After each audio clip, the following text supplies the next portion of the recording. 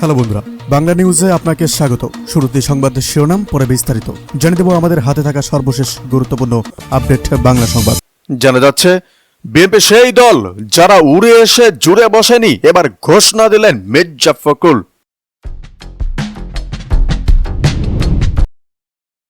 আলোচনা করব, অনেক কাজ করেছি যা দেশের ইতিহাসে হয়নি, এরকমই বললেন এবার আসিফ নজরুল।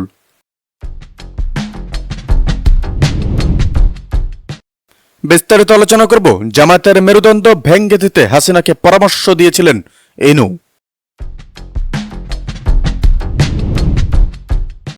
আলোচনা করব, কোন দলের অবৈধ অসাংবিধানিক আবদার মেনে জাতিকে সংকটে ফেলা যাবে না বলেন সালাউদ্দিন আহমেদ।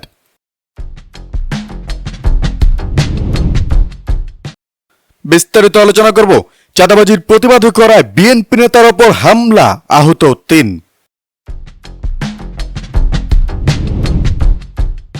বিস্তারিত আলোচনা করব, আমি কি করছি তা আমার কাজের মধ্য দিয়েই আপনারা দেখতে পারবেন বলেন আসিফ নজরুল।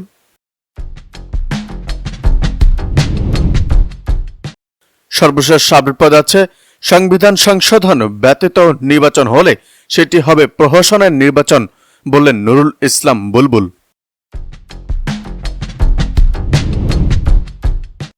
সর্বশেষ আপডেট আছে, যাদের কাল জন্ম হয়েছে তাদের জানা উচিত বিএনপি ফিনিক্স পাখির মতো বলেন মির্জা ফখরুল।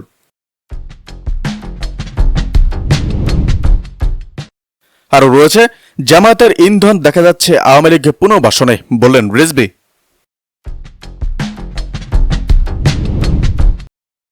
তথ্য অধিকার আইনের আওতায় আনা দরকার বলেন বাদুল আলম মজুমদার। রাজনৈতিক দলগুলোকে তথ্য অধিকার আইনের আওতায় আনা দরকার বলে মন্তব্য করেছেন সুশাসনের জন্য নাগরিকের সম্পাদক বাদুল আলম মজুমদার। আন্তর্জাতিক তথ্য জানার অধিকার দিবস উপলক্ষে তথ্য অধিকার আইন পরিপ্রেক্ষিতে পর্যালোচনা শীর্ষক সেমিনারে পরিশুদ্ধ নির্বাচন প্রক্রিয়ায় তথ্য অধিকার বিষয়ে আলোচনায় কথা বলেন বাদুল আলম মজুমদার। আজ রোববার রাজধানী গুলশানের একটি হোটেলে এই সেমিনারে আয়োজন করে তথ্য অধিকার ফোরাম MRDI এর নির্বাহী পরিচালক হাসিবুর রহমানের সঞ্চালনায় সেমিনারে নাগরিক সমাজের প্রতিনিধিরা বক্তব্য দেন। নির্বাচন ব্যবস্থা সংস্কার কমিশনের প্রধান বাদুল আলম মজুমদার বলেন, রাজনৈতিক দলগুলোকে তথ্য অধিকার আইনের আওতায় আনা দরকার। রাজনৈতিক দলগুলো অত্যন্ত গুরুত্বপূর্ণ সংবিধান স্বীকৃত প্রতিষ্ঠান। রাজনৈতিক দল যদি স্বচ্ছ না হয়, রাজনৈতিক দল যদি গণতান্ত্রিক না হয়, তাহলে কিন্তু দেশে গণতন্ত্র প্রতিষ্ঠিত হওয়ার আশা দুরাশা। নির্বাচন ব্যবস্থা সংস্কার কমিশনের পক্ষ থেকে এমন প্রস্তাবে দেওয়ার কথা উল্লেখ করে বাদুল আলম মজুমদার তিনি বলেন, নির্বাচনের কমিশনের প্রস্তাবে বলা হয়েছে রাজনৈতিক দলগুলোকে তথ্য অধিকার আইনের আওতায় আনা যায়।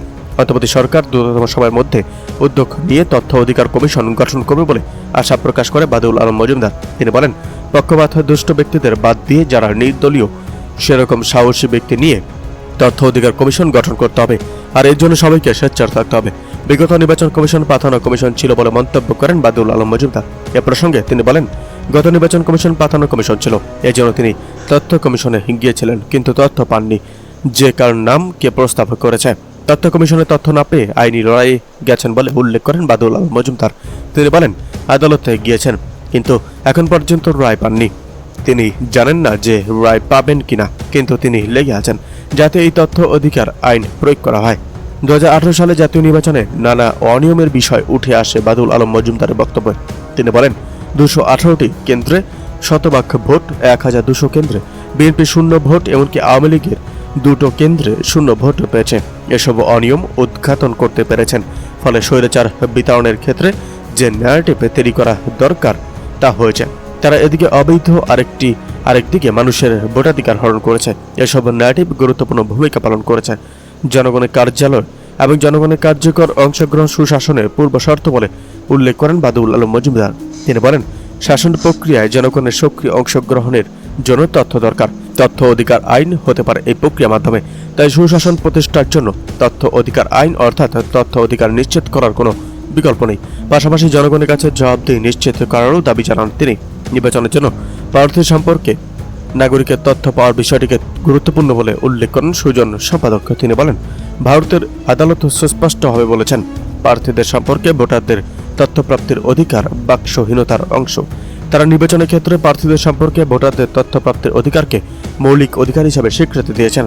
সেই জন্য ভোটারদের প্রার্থী সম্পর্কে তথ্য জানার অধিকার প্রতিষ্ঠার কোনো। এদিকে জুলাই সনদ বাস্তবায়নের নির্বাচনের আগে আইনি ভিত্তি বাধ্যতামূলক।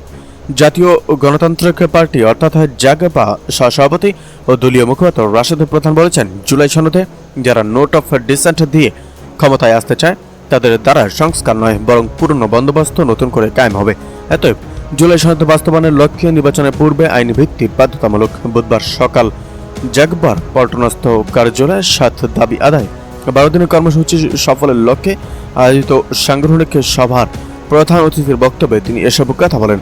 রাশেদ প্রধান বলেন, আমি আশ্চর্য হয়ে লক্ষ্য করছি কিছু রাজনীতিবিদ পিআর পদ্ধতি বুঝতে পারে না বলে ক্রমাগত মন্তব্য করছেন। তারা যেই শিক্ষাঙ্গনে শিক্ষা গ্রহণ করছেন সেখানে অঙ্ক ছিল না। পিআর পদ্ধতি শতাংশ না বোঝা নেতারা স্কুলে অঙ্ক করেননি। বিএনপি একই সময় তত্ত্বাবধায়ক সরকার বুঝতেন না, পরবর্তীতে তত্ত্বাবধায়ক সরকার যেন আন্দোলন করেছে। ইতিহাসের পুনরাবৃত্তি হতে যাচ্ছে। পিআর না বোঝা বিএনপিকেই একদিন পিআর পদ্ধতি নির্বাচনের দাবি তুলতে হবে। এদিকে যারা পিআর পদ্ধতি চায় তারা নির্বাচন ভণ্ডুরের চেষ্টা চালাচ্ছে বলেন আমান। যারা পিআর পদ্ধতি চায় তারা নির্বাচন ভণ্ডুরের চেষ্টা চালাচ্ছে বলে মন্তব্য করেছেন বিএনপি চেয়ারপারসন উপদেষ্টা ও সাবেক মন্ত্রী আমানুল্লাহ আমান। তিনি বলেন, পিআর পদ্ধতি এ দেশের মানুষ চায় না। যেসব দলের জনপ্রিয়তা নেই তারা পিআর পদ্ধতি চাচ্ছে। আগামী নির্বাচনে ইনশাল্লাহ বিএনপি ক্ষমতায় আসবে। বুধবার সন্ধ্যায় দুর্গাপূজা উপলক্ষে কালিন্দী ঘোলামারা হিন্দু মন্দির পরিদর্শন এবং আলোচনায় সভায় তিনি এসব কথা বলেন। বিশেষ অতিথি হিসেবে বক্তব্য রাখেন ঢাকা জেলা বিএনপির সাংগঠনিক সম্পাদক ব্যারিস্টার ইরফান ইবনে আমান আলী।